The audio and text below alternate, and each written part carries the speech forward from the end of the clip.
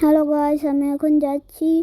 আমার গাড়ি তো ব্রেক হারিয়ে গেছে, ব্রেক ফেল হয়ে গেছে। আল্লাহ গো, একটা মানুষ যে মরে গেল তাকে অনেক সরি। এই যে আমি যাচ্ছি এখন কাল্লু তার গ্যারেজে, ব্রেক তো ধরছে না। আবার অ্যাক্সিডেন্ট হয়ে গেল। ও আবারও বারবার অ্যাক্সিডেন্ট হয়ে যাচ্ছে। এখন আমি কী করবো? এই যে আমি এখন যাচ্ছি সোজা কাল্লু দাদার গ্যারেজে। জানি না যেতে যেতে আর কয়েকবার ক্রাশ হবে গাড়ি। সামনে তো একটা গাড়ি, গাড়িটা আবারও ধ্বংস হয়ে গেল। এখন তাড়াতাড়ি কাল্লু দাদার গ্যারেজে যাই। এটা কি হলো? তাড়াতাড়ি আমি যাই। Boom boom boom. এখন আমি যাচ্ছি, আবারও অ্যাক্সিডেন্ট হলো। এই যে আমি এখন যাচ্ছি, ওই যে সামনে কাল্লু দাদার বাড়ি, আর ওই যে পিছনে আবার অ্যাক্সিডেন্ট হয়ে গেল।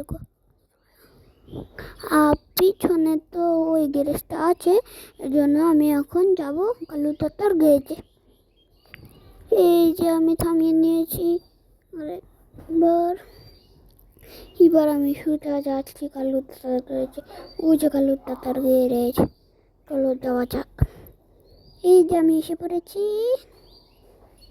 ওই যে আমি এখন গাড়িটা রেখে দেবো। আর কাল্লু দাদাকে আমি বলে দিয়েছি আগে, কাল্লু দাদা তুমি আমার গাড়িটাকে ভাঙ্গাচোরা দেখে অনেক রিয়েল স্টিক বানিয়ে দাও আর ফিউচার স্টিক বানিয়ে দাও। এখন আমি চলে যাচ্ছি, হেঁটে হেঁটে যাওয়া লাগবে, কারণ আমার কাছে তো এখন কোনো গাড়ি নেই। এই যে আমি এখন সাইকেল নিয়ে চলে এসেছি কাল্লু দাদার গ্যারেজে। এটা আমার গাড়ি, আমি তো বিশ্বাস করতে পারছি না, এটা আমার গাড়ি।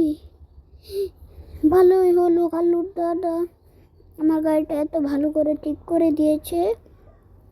কাল্লু দাদাকে অনেক অনেক থ্যাংক ইউ। কাল্লু দাদাকে আমি আগেই টাকা দিয়ে দিয়েছিলাম।